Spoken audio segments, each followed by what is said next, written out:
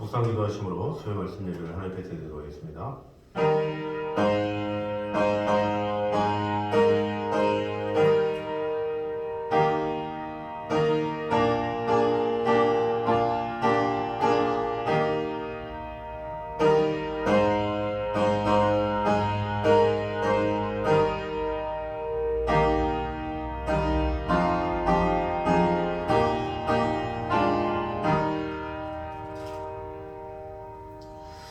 무리를 보시고 매우 민망히 여기시니 이는 저희가 목자 없는 양과 같이 고생하며 무리함이라. 이에 제자들에게 이르시되 추수할 것은 많되 일꾼은 적으니라. 아버지 하나님, 이 시대 가운데 복음으로 살고 믿음으로 살아가는 그런 사람이 많지 않습니다.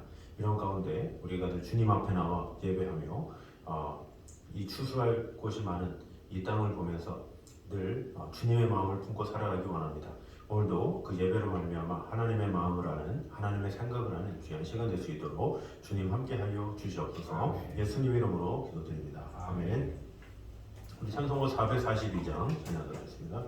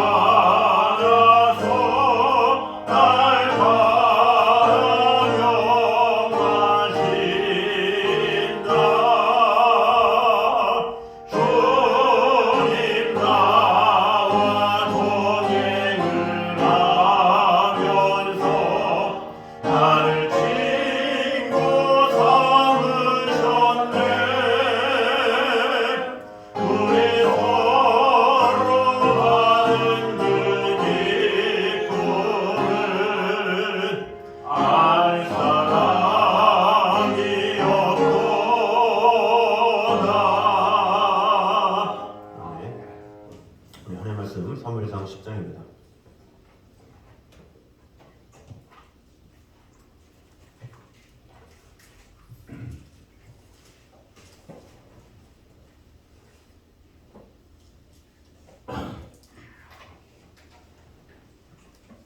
사무엘상 10장 9절에서 16절까지 말씀입니다.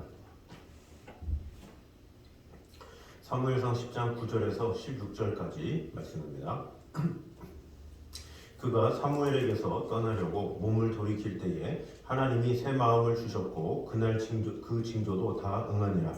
그들이 산에 이를 때 선지자의 무리가 그를 영접하고 하나님의 영이 사울에게 크게 임함으로 그가 그들 중에서 예언을 하니 전에 사울을 알던 모든 사람이 사울이 선지자들과 함께 예언함을 보고 서로 이르되 기스의 아들에게 무슨 일이 일어났느냐 사울도 선지자들 중에 있느냐 하고 그곳에 어떤 사람이 말하기를 그들의 아버지가 누구냐 한지라 그러므로 속담이 되어 이르되 사울도 선지자들 중에 있느냐 하더라. 사울이 예언하기를 마치고 산당으로 가니라. 사울의 숙부가 사울과 그의 사환에게 이르되 너희가 어디로 갔더냐. 사울이 이르되 암나기를 찾다가 찾지 못함으로 사무엘에게 갔었나이다 하니 사울의 숙부가 이르되 청하노니 사무엘이 너희에게 이른 말을 내게 말하라 하니라. 사울이 그의 숙부에게 말하되 그가 암나기를 찾았다고 우리에게 분명히 말하더이다 하고 사무엘이 말하던 나라의 일은 말하지 아니하니라. 아멘. 자, 오늘은 저번 주에 이어서 계속해서 이 사울이 이제 기름 부음을 받고 나서 일어나는 일들에 대해서 계속해서 이제 보도록 하겠습니다. 오늘 10절에서 13절은 사울에게 여호와의 신이 임재한 사실에 대해서 이제 구체적으로 언급을 하고 있고 마지막 14절에서 16절은 이제 사울의 그간의 행적과 관련해서 사울과 그의 숙부와의 대화 내용을 이제 보도하는 것으로 마무리를 하고 있습니다. 그래서 우리가 먼저 저번 주에 본 것은 이 하나님께서 새 마음을 주셨다 이렇게 구절 말씀을 통해서 우리가 봤습니다. 그래서 하나님께서 우리에게 새로운 영을 부어 주심으로 말미암아 이전의 생각, 이전의 마음, 이전의 가치관을 뛰어넘어서 새로운 이 하나님의 이 변화의 영인 이 성령을 통해서 놀라운 변화를 시켜 주시는 것을 이제 보게 되었죠. 그리고 이제 사울이 이제 산당으로 갔습니다. 거기서 이제 가서 은혜도 받고 또 성령을 받으면서 그 교제권이 있으면서 뜨거운 마음으로 하나님을 이렇게 깊이 있게 예배하게 되었다 이렇게 나눴습니다. 결국 그 모임에서 뜨겁게 하나님의 인재를 이제 경험한 사울이 이제 성령 충만함으로 여호와의 영이 임한 것을 이제 말씀하고 있죠. 그러다가 이제 11절과 12절에서는 그 사울에게 그런 어떤 하나님의 영이 임함으로 인해서 그 예언함을 통해서 이 무한한 가능성, 사울에게 그동안 없었던 그런 놀라운 일들이 있었음을 이제 보게 되었습니다. 그럼 오늘은 이제 그 예언 이후에 어떤 일이 일어나는지를 한번 보도록 하겠습니다. 먼저 이 하나님의 은혜를 받을수록 하나님과의 교제에 더욱 힘써야 함을 이제 볼 수가 있습니다. 13절에 보면 이 사울이 하나님의 신에 사로잡혀 이제 예언을 한 후에 이 산당으로 내려왔다 이렇게 이야기를 하고 있습니다. 사실 산당은 이렇게 무속인들이나 그 우상 숭배를 하는 장소였죠. 그런데 사실 이때는 아직 성전이 세워지지 아니해야 했던 그런 때이기 때문에 산당이라는 곳에서 예배를 할 수밖에 없었습니다. 그래서 많은 하나님의 백성들도 산당에서 예배를 하는 이제 그런 상황이라고 이제 볼 수가 있습니다.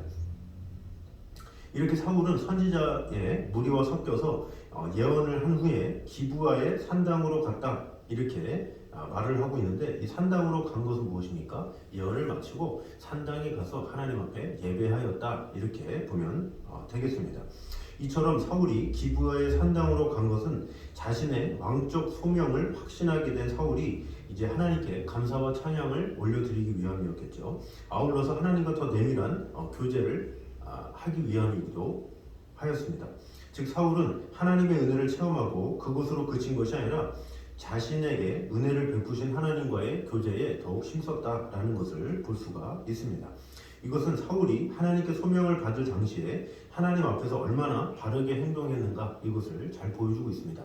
사울이 사실 말년에는 안 좋았지만 사실 초기 때는 기름 부음을 받고 그가 이 하나님의 영에 사로잡힌 다음에 그 다음에 바로 하나님과 교제를 한 이 모습은 이 사울의 이 초창기 때의 겸손함 그것을 볼 수가 있습니다. 그렇기 때문에 하나님께서도 그를 이스라엘의 초대왕으로 세워주신 것이겠죠. 한편 하나님의 은혜를 체험한 후에 하나님과의 더 깊은 교제를 위해서 이 산당으로 간 이 사울의 태도는 오늘날 이 하나님의 은혜를 체험한 성도들이 어떻게 해야 되는지를 잘 보여준다라고 할 수가 있습니다.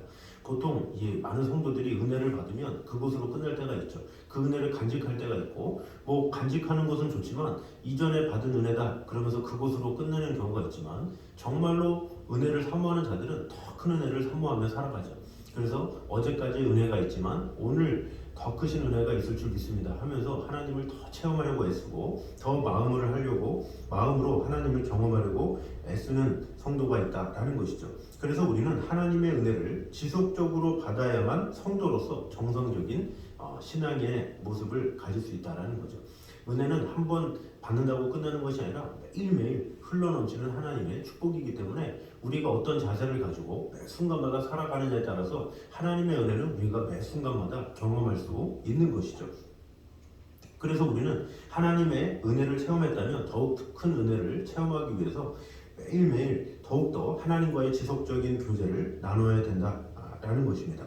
그래서 우리는 먼저 은혜를 이 체험했으면서도 나중에 은혜를 체험하는 사람보다 더딘 경우가 있죠. 그 경우가 무엇입니까? 어떤 큰 은혜는 받았지만 그곳으로 끝나는 경우가 그렇죠. 그러나 진정한 은혜의 성도들은 이전에 받았던 은혜를 기억은 하겠지만 앞으로 하나님께서 주실 은혜를 더욱더 기대하면서 나아가는 것, 그것이 진정한 성도의 모습이다라고 볼 수가 있습니다.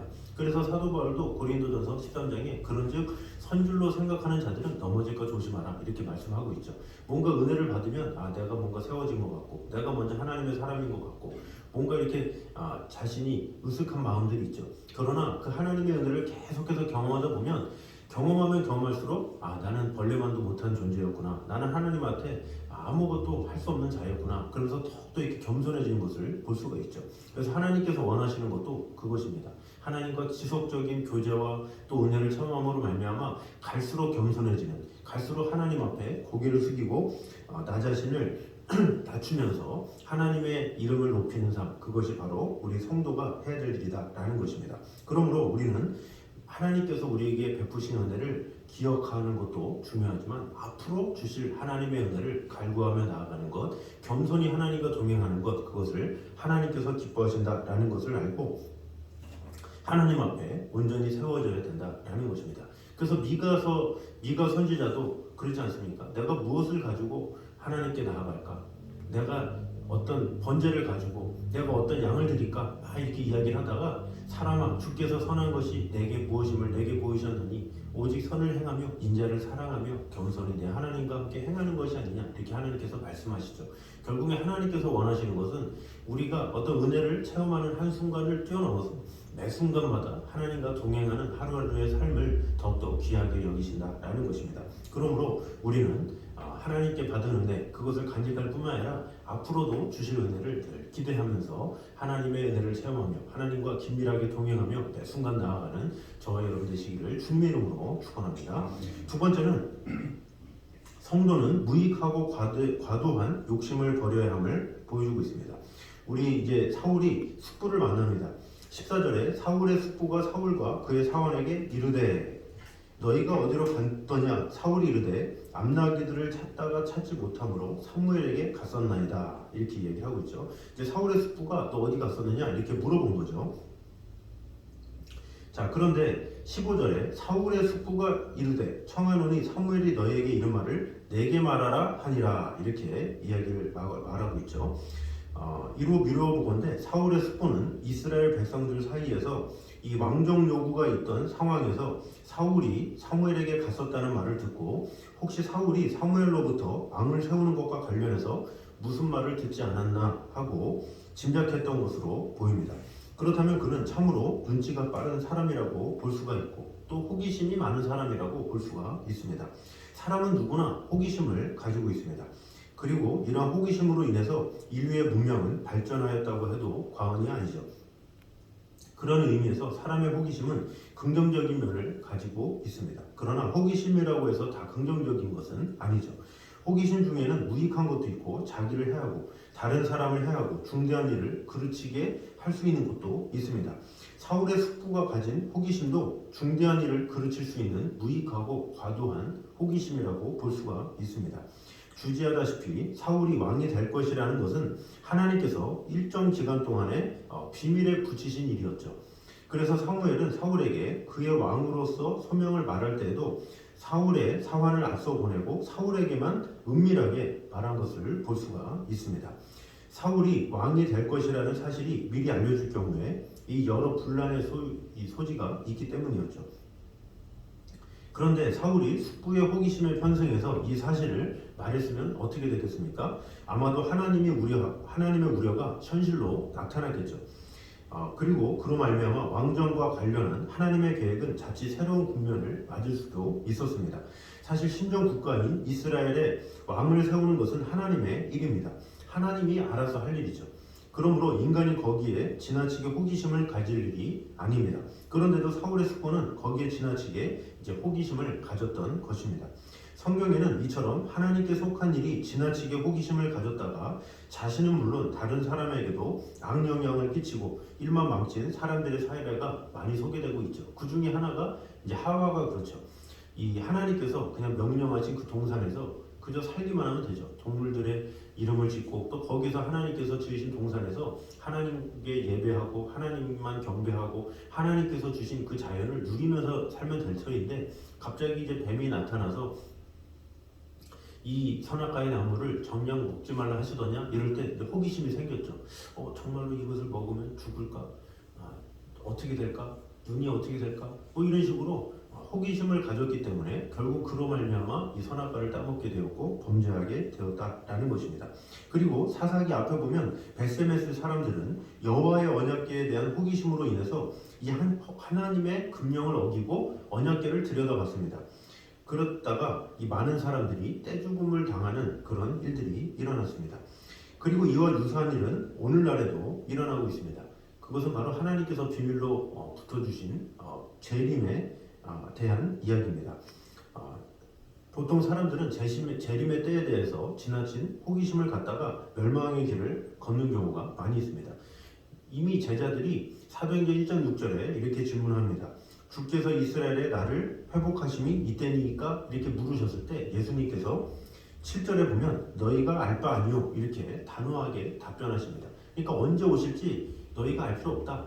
알려고 하지도 말라. 물어보지도 말라. 이렇게 말씀하신 것이죠. 그러나 인간들은 자꾸 그런 하나님의 때를 알려고 그것을 연구하고 또 그것을 발표하고 그러면서 사이비가 생기고 그런 식으로 잘못된 신앙의 길로 가게 하는 경우가 많이 있다라는 것이죠. 결국 이 소위 말하는 신앙부 종말론자들로 인해서 사회적인 혼란이 야기되었으며 그 결과 지금은 성도들에게 반드시 있어야 할 종말 신앙까지도 없어지거나 현저히 약화되는 결과가 초래되었습니다. 그러므로 우리는 지나친 이 호기심은 버려야 된다라는 것입니다. 하나님이 비밀에 붙이신 일에 대해서는 아예 호기심을 버려야 된다라는 거죠.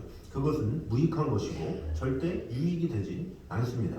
물론 궁금한 것도 많겠지만 어떤 이 하나님께서 원하시는 호기심, 하나님을 알고자 하는 호기심이 돼야지 뭔가 하나님이 금하신 것을 뭔가 하려는 이런 것은 잘못된 것이다 라는 것입니다.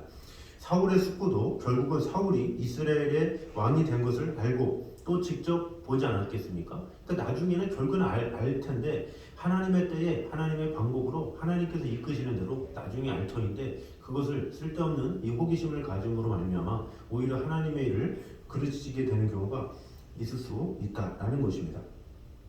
아무리 사람이 숨기려고 한다고 해도 우리가 알아야 할 것이면 하나님께서는 결코 숨기지 않죠. 어떻게든지 알려주시는 분이십니다. 그러므로 우리는 어떤 상황에서도 어떤 호기심이 아니라 하나님께서 말씀하신 대로 하나님께서 보여주신 대로 그대로만 믿고 순종하며 나아가는 것 그것이 중요하다라는 것입니다.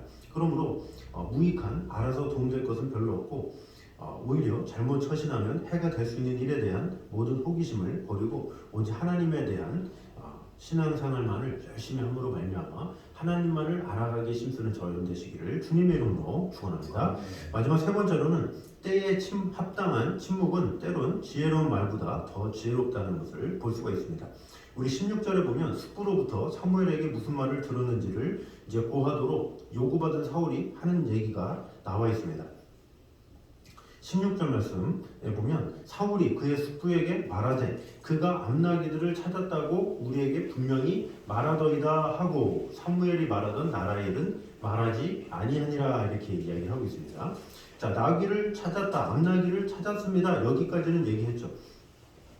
자, 그리고 그 다음에는 사실 사무엘이 말한 나라의 일, 곧 그가 왕이 될 것이라고 한 것에 대해서는 침묵을 지킨 것을 볼 수가 있습니다. 이것은 그 당시에 사울의 지혜와 이 사람 됨됨이를 알 수가 있습니다. 사울은 숙부의 요구를 들었을 때 그간의 일을 자랑스럽게 말할 수도 있었겠죠. 제가 사무엘에게 왕으로 기름 부음을 받았고 이제 곧 이스라엘의 초대 왕이 될 것입니다. 뭐 얘기할 수 있죠. 왜냐, 뭐 숙부니까 가족이 있다 보니까 아무래도 가까운 사람하고는 얘기하지 않습니까? 우리 보통 사람들도 뭐 너만 알아라 뭐 이렇게 하지만 뭐 친한 사람이야 이게 좀 지나친 것이라고 해도 가족한테는 얘기하잖아요. 뭐 밖에서 아무리 어떤 일이 있어도 가족한테는 얘기하듯이 사울도 얘기할 수 있었다라는 것입니다. 사실 이야기하면 얼마나 자랑스럽겠습니까? 이것은 가문의 영광이죠. 지극히 작은 이 베냐민 지파에 왕이 난다. 이것은 있을 수 없는 놀라운 일이기 때문에 자신이 그렇게 말하기만 해도 이 가정이 들썩들썩 거렸겠죠. 자, 그런데 이 사람이 이렇게 일생을 살아가면서 영광스러운 일이 얼마나 있겠냐마는 사울은 말하지 않았다라는 것입니다. 자랑은 고사하고 자기에게 일어났던 일조차도 말하지 않은 것을 볼 수가 있습니다. 그런데 이 사울은 왜 그렇게 말을 안 했을까요? 그 사실을 말할 단계가 아니었기 때문이죠. 하나님이 일정한 기간 동안 그것을 비밀로 남겨주셨기 때문에 그것에 대해서 절대로 하나님께서 말한 그 명령에 순종하기 위해서 말하지 않았다라는 것입니다. 만일 사울이 사무엘로부터 왕으로 기름 부음을 받았다는 사실이 사람들에게 알려지면 어떻게 되겠습니까? 왕정 요구에 바람이 불고 있던 이스라엘 사회에서는 한바탕 회오리가 몰아치게 될 것입니다. 이것은 하나님이 원하시는 일이 아니죠. 그러므로 하나님은 사울에 대한 기름 부음을 은밀히 시행하게 하신 것이죠. 그러므로 사울도 마땅히 때가 이를 때까지 그것을 비밀로 해야 했습니다. 그래서 우리가 깨달을 수 있는 이 사실은 무엇입니까? 바로 성도는 말을 해야 할 때와 침묵할 때를 잘 구분해야 한다는 것입니다. 전도서 기자는 우리에게 말을 할 때가 있고 침묵할 때가 있다. 이 전도서 3장 7절에 말씀하고 있죠. 그런데 대개 사람들이 이것을 잘 구분하지 못합니다. 정작 말해야 할 때는 침묵하고 침묵해야 할 때는 말을 함으로써 이를 그르치는 경우가 많습니다. 그래서 잠언 기자는 말이 많으면 허물을 면치 어려우나 그 입술을 제어하는 자는 지혜가 있느니라 이렇게 말씀하고 있고 또 명철한 자는 잠잠하다 이렇게 말하고 있습니다. 또 잠언 15장에 보면 의인은 대답할 말을 깊이 생각해서 한다 이렇게 말을 하고 있죠. 또 우리말에도 3번을 생각하고 대답을 하면 실수가 없다라는 말이 있습니다. 그런데 대개 사람들이 이 진리를 깨우치지 못해서 하나님께 놀라운 은혜를 받고서도 말 한마디의 실수로 인해서 은혜를 쏟아붓는 경우가 너무나도 많이 있습니다. 그러므로 우리는 말을 가려서 해야 될 필요가 있다라는 것입니다. 그래서 은혜를 받은 사람이라면 말을 아끼며 무엇이 지혜인지 또 무엇이 하나님께서 기뻐하시는지를 돌아보는 그런 성도가 되어야 된다라는 것입니다. 결론을 내리고 보면 이 하나님의 산에서 선지자들과 어울리고 또 그들과 함께 성령을 뜨겁게 체험한 이 사울은 찬양과 경배를 하기 위해서 다시 산당으로 갔죠. 그리고 또 집에 돌아와서는 이 자랑할 만한 것도 자랑하지 않고 또 신중히 침묵하는 모습을 보여주고 있습니다. 이것은 무엇입니까? 달라진 징표라고 볼 수가 있습니다. 성령을 만나기 전과 만난 후가 완전히 달라진 그런 모습을 볼 수가 있죠. 이것은 우리에게 무엇을 알려줍니까? 진정한 성령의 사람, 하나님의 사람은 확실하게 변화된 그런 모습이 있어야 된다라는 것입니다. 누가 봐도 야, 예수님 믿기 전에는 이랬는데 믿고 나니까 이렇게 바뀌었구나 라고 말할 수 있는 그런 말을 들을 수 있는 자가 되어야 된다라는 것입니다. 예수를 믿고서 우리가 달라지고 그 변화된 모습이 다른 사람에게 보여져야 그들에게 놀라운 하나님의 능력이 또 임하게 되고 또 그들도 하나님 앞에 영광을 돌리게 되겠죠. 그러므로 우리는 은혜를 받기 이전과 이후의 삶을 온전히 잘 준비하고 예비하고 온전히 세워져 감으로 말미암아 하나님께서 기뻐하시는 또 하나님께서 원하시는 그런 삶을 통해서 하나님을 온전히 영화롭게 하기에 힘쓰는 저 여러분 되시기를 주님의 이름으로 축원합니다. 기도하겠습니다. 자녀주님 감사합니다. 우리와 함께 하시는 주님, 지켜주시는 주님, 하나님의 은혜를 받을수록 하나님과의 교제에 더욱 힘써야 함을 오늘 보게 되었습니다. 사울이 하나님의 영에 잡혀서 예언을 하였습니다. 그러나 그 예언으로 끝나지 아니하고 산당에 가서 하나님과 교제하며 하나님과 긴밀히 동행한 것을 보게 되었습니다. 우리 또한 한 번 은혜 받은 것을 거기서 끝나지 아니하고 그 은혜를 지속할 수 있는 성도들 되게 하여 주시옵소서. 그래서 이전에 받았던 은혜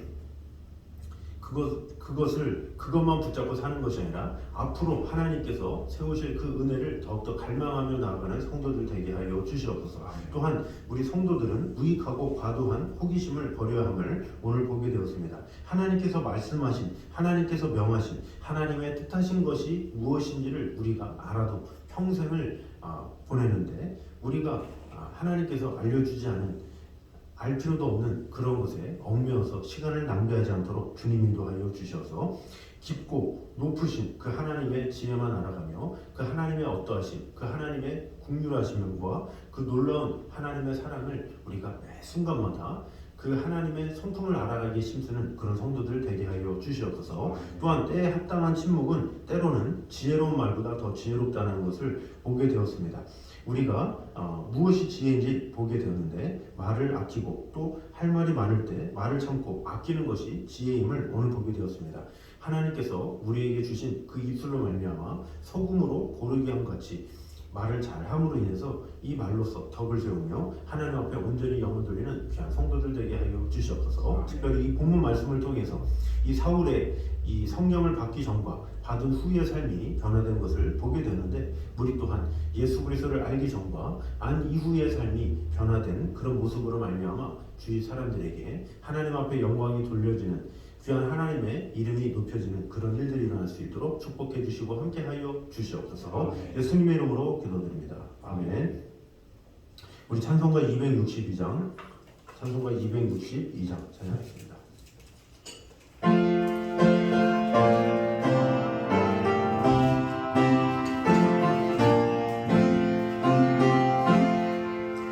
날 구원하신 예수님 영원히 찬송하겠네.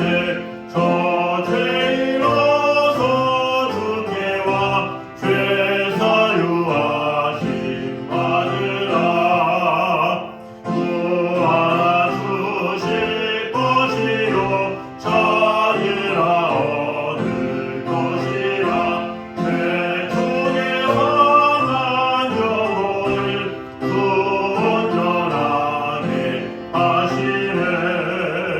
주의 죄로 인하여 피 흘려 죽으셨으니 주밖에 없는 사랑을 앞에서 날개 전하세. 주 예수 사랑 못 잊어 항상 눈물 흘리네. 이 세상 어디 가든지 나 주만 생각합니다. 목마른 자의 세매와 영생의 물을 마시라. 내 주를 사랑한데도 늘 맘에 부족하도다. 아멘. 이제는 우리 주 예수 그리스도의 은혜와 아버지 하나님의 무한하신 사랑과 성령의 충만하심이 오늘도 살아계신 하나님의 말씀을 통해서 그 은혜를 헛되이 받지 아니하고 그 은혜로 말미암아 매 순간마다 하나님의 사랑 안에 거하길 원하는 이 자리에 있는 모든 성도들 위해 이후부터 영까지 함께 있기를 간절히 축원하옵나이다. 아멘.